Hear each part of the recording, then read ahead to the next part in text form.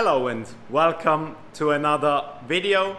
Today we are going to install the rear differential cooler from HEL. So let's see how that goes, how long it takes and how difficult it is. I'd say let's go. Boy, gonna make it. Stand tall, there's a higher road to take it. Let go of everything that you know and be wild in the mystery. Yeah. I've been in the darkness for 40 days.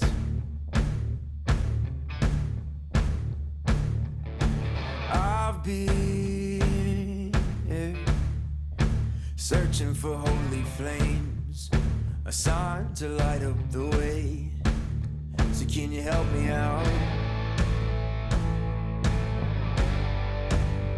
Can you help me out?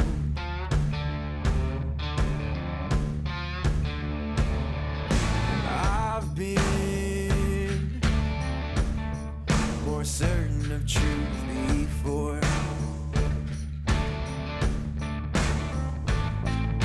I've been called a righteous man before. Yeah, I've been closer to Jesus before. So can you help me out? Oh, can you help me out? Am I on my own? Am I on my own? Or can you help me out? Am I on my own? Am I on my own? Or can you help me out? Can you help me out? I've been scared to look in my soul.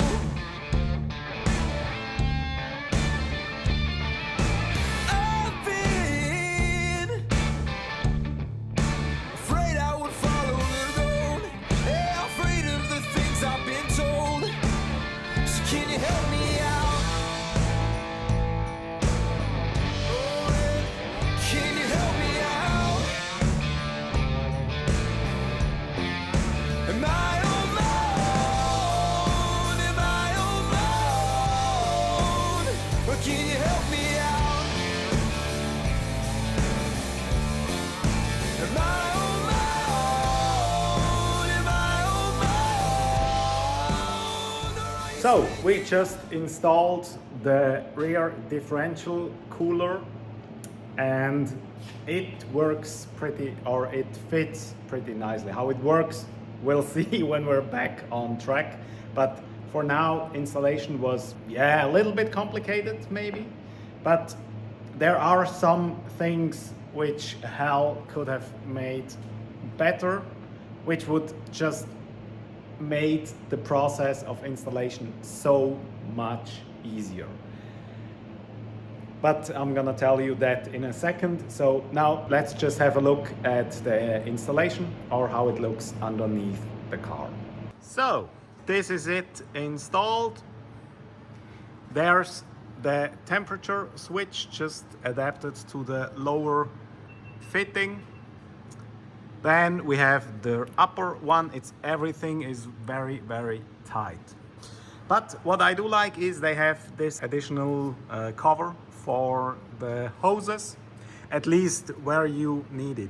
Then there's some spacers which separates the two, and I made them perfectly at where it meets the subframe just to protect it a little bit more. And then here's the cooler. The cooler has one banjo fitting up here and the other ones down here. The brackets they made, one is up here and the other one's up here.